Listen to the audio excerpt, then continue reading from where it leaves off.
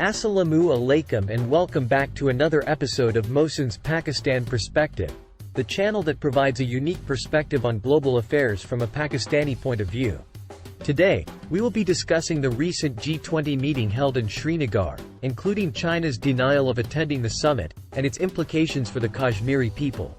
But before we dive into the details, don't forget to hit the subscribe button and the bell icon to stay updated with our latest videos. As the UN Special Rapporteur on Minority Rights rightly pointed out, the recent G20 meeting held in Srinagar was an attempt by India to normalize the denial of rights for Kashmiri Muslims. This move by India not only disregards the plight of the Kashmiri people but also undermines the principles of human rights and international law. Furthermore, China's decision to deny attending the G20 summit in Srinagar adds another dimension to this already complex situation. While China's official stance may be based on diplomatic reasons, it raises concerns about the inclusivity and credibility of the G20 as a global platform for dialogue and cooperation. It is indeed unfortunate that India's rulers consider Kashmir to be a non-issue on the international agenda.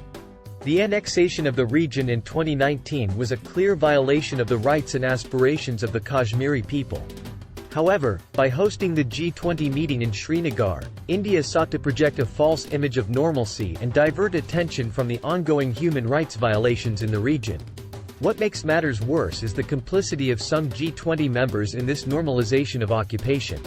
While these Western nations have been vocal about Russia's occupation of Ukraine, they have turned a blind eye to India's occupation of Kashmir. This double standard raises questions about the moral compass of these nations and their commitment to upholding human rights universally. It is important to note that the international order should not be solely governed by realpolitik in the absence of ethical guidelines.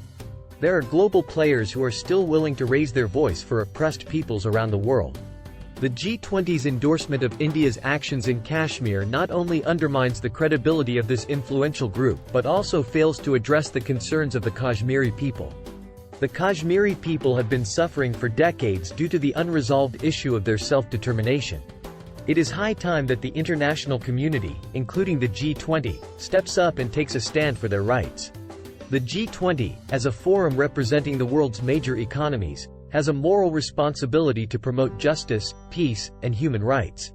In conclusion, the recent G20 meeting held in Srinagar, along with China's denial of attendance, highlights the need for a comprehensive and inclusive approach to address the Kashmir issue. We must continue to raise awareness about the plight of the Kashmiri people and hold accountable those who turn a blind eye to their suffering. That's all for today's episode. If you found this video informative, don't forget to give it a thumbs up and share it with your friends. Also, let us know your thoughts in the comments section below. Until next time, this is Mohsin signing off. Take care and Allah Hafiz.